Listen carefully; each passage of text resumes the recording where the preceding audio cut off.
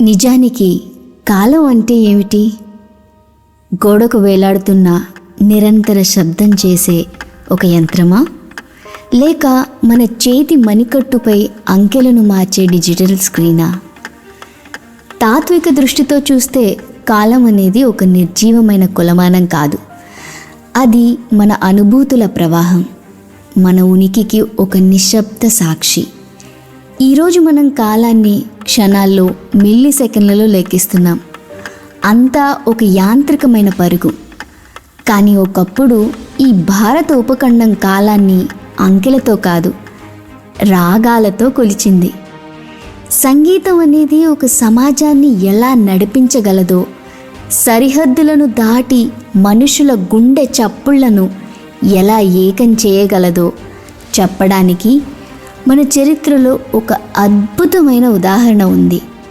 ఇది ఒక పాత జ్ఞాపకం కాదు, మన సంస్కృతిలో భాగమైన ఒక జీవన విధానం. సరిగ్గా ఉదయం 7:57. ఈ రోజుల్లో అయితే మనం జేబుల్లోంచి ఫోన్ తీసి సమయం చూసుకుంటాం, ఆఫీస్లోకో కాలేజీలోకో పరిగెత్తడానికి సిద్ధమవుతాం.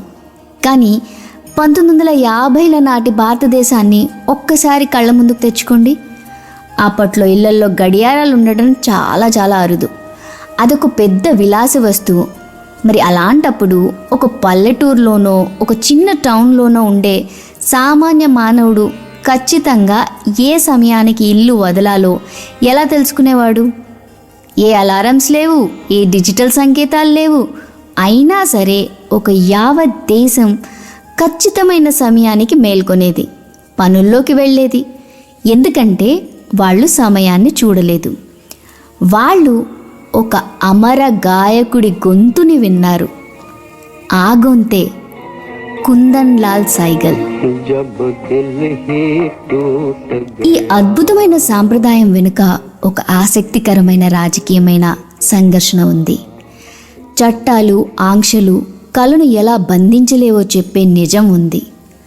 1952వ సంవత్సరం అప్పటి భారత సమాచార ప్రసారాల శాఖ మంత్రి బివి కేస్కర్ ఒక విచిత్రమైన నిర్ణయం తీసుకున్నారు. హిందీ సినిమా సంగీతం పాశ్చాత్య ధోరణులతో కూడి ఉందని, అది భారతీయ సంస్కృతిని, యువతను పక్కదారి పట్టిస్తోందని ఆయన నమ్మారు.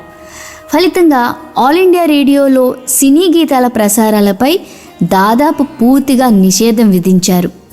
సాంకేతిక ఆంక్షలు పెట్టి శాస్త్రీయ సంగీతానికి మాత్రమే ప్రాధాన్యత ఇచ్చారు.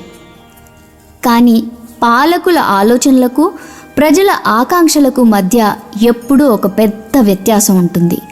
ప్రభుత్వాలు ప్రజల అభిరుచులను శాసించాలని చూసినప్పుడు సమాజం తనకంటూ ఒక ప్రత్యామ్నాయ మార్గాన్ని వెతుక్కుంటుంది. ఇక్కడ కూడా అదే జరిగింది. ప్రజలకు కావాల్సింది మంత్రి గారి సాంస్కృతిక ఉపన్యాసాలు కాదు, వాళ్ళ రోజువారీ అలసటను మరిపించే మధురమైన పాటలు. దాంతో కోట్ల మంది శ్రోతలు తమ రేడియో నాబ్లను ఆల్ ఇండియా రేడియో నుంచి పక్కకు తిప్పారు. పొరుగున ఉన్న సిలోన్ అంటే ఇప్పటి శ్రీలంక వైపు మళ్లించారు.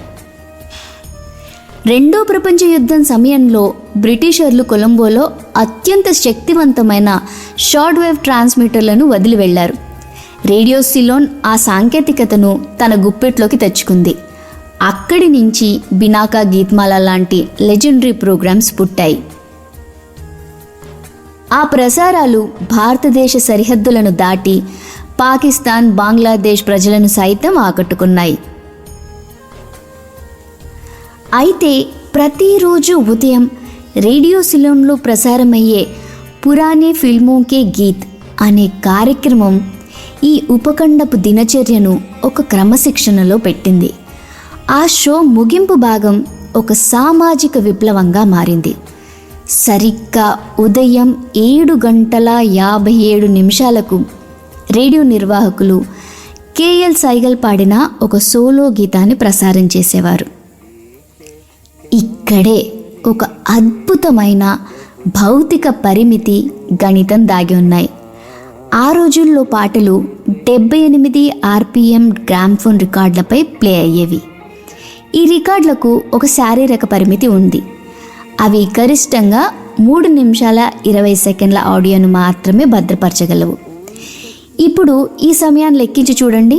సరిగ్గా 7 గంటల 57 నిమిషాలకు సూది రికార్డుపై పెడితే ఆ పాట ఖచ్చితంగా ఉదయం 8 గంటల 0 నిమిషానికి ముగిసేది. ఈ 3 నిమిషాల పాట ఒక విభజించబడిన ఉపఖండానికి అదృశ్య ప్రజా గడియారంగా మారిపోయింది. 1947 దేశ విభజన తెచ్చిన గాయాలు, రాజకీయ వైషమ్యాలు, బార్డర్ల దగ్గర కాపలా కాసే తుపాకులు ఇవేవి రేడియో తరంగాలను ఆపలేకపోయాయి. ఒకవైపు రాజకీయాలు దేశాలను విడదీస్తే, సైగల్ గొంతు ఆ దేశాల ప్రజల ఉదయాలను తాకి ఒక తాటిపై నడిపించేదిగా మారింది.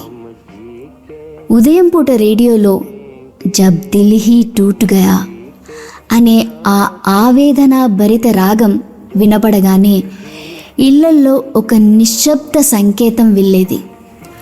పిల్లవాడు ఇంకా పాలు తాగుతూనో అన్నం తింటూనో ఉంటే తల్లి గట్టిగా అరిచేది, సైగల్ పాట మొదలైంది, నీకు స్కూల్ టైం అవుతోంది, త్వరగా కానివ్వు అని. ఇళ్లల్లోని తండ్రులకు అర్థమయ్యేది, పాట ఆఖరి చరణానికి వచ్చిందంటే తాము ఫ్యాక్టరీలకో ఆఫీసులకో బయలుదేరాల్సిన సమయం వచ్చేసిందని. ఆ గొంతు ముగియడమే ఆలస్యం. లక్షలాది మంది తమ సంచులను భుజాన వేసుకుని ఇళ్ల నుంచి బయటకు వచ్చేవాళ్ళు.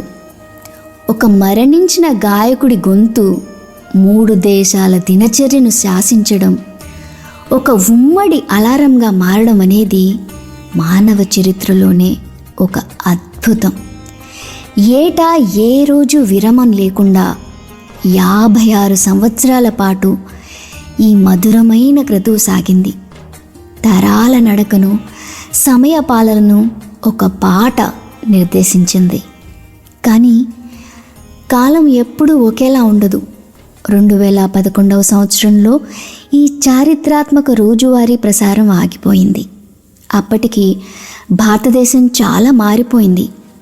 ఆర్థిక సంస్కరణలు వచ్చాయి, సాంకేతికత ఇళ్లలోకి చొచ్చుకుపోయింది, ప్రతి ఒక్కరి చేతికి వాచులు వచ్చాయి, జేబుల్లో స్మార్ట్ ఫోన్లు చేరాయి, సమయాన్ని కొలిచే సాధనాలు పెరిగాయి. కానీ ఆ సమయాన్ని ఆస్వాదించే మనసులు కరువయ్యాయి. అందరి దగ్గర గడియారాలున్నాయి, కానీ ఉదయాన్నే ఆ పాటను విని పరవశించే సమయం మాత్రం లేదు. సమాజం వేగాన్ని అలవాటు చేసుకుంది, కానీ లయను మర్చిపోయింది. ఇప్పుడు సమయం సరిగ్గా 8 అయింది. రేడియోలో సైగల్ పాట ముగిసింది. గతం తాలూకు ఆ మధుర జ్ఞాపకం నుంచి వర్తమాన పూర్వకుల పరుగుల జీవితంలోకి మనం అడుగుపెట్టాం. మన పూర్వీకులలాగే మనం కూడా ఇప్పుడు పనుల్లోకి పరిగెత్తాలి. కానీ ఒక్క నిమిషం ఆగి ఆలోచిద్దాం. ఆధునిక గడియారాలు మనకి వేగాన్ని నేర్పిస్తున్నాయి, కానీ పాత పాటలు మనకు బతుకులోని లోతును, సహజీవనంలోని మాధుర్యాన్ని గుర్తు చేస్తాయి. ఈ యాంత్రిక ప్రపంచంలో మన మనసులను ప్రశాంతంగా ఉంచడానికి సరిగ్గా సరిహద్దులను చెరిపేసే ఒక సైగల్ పాట, ఒక ఉమ్మడి లయ మనకు కూడా అవసరం కదా. ప్రయాణం మొదలు పెడదాం, కానీ ఆ లయను గుండెల్లో భద్రంగా దాచుకుందాం. శుభోదయం. ఈ ఆర్టికల్ రాసింది నంబూరి చంద్రశేఖర్ గారు. దీనికి గొంతు అందించింది ఓ మధు.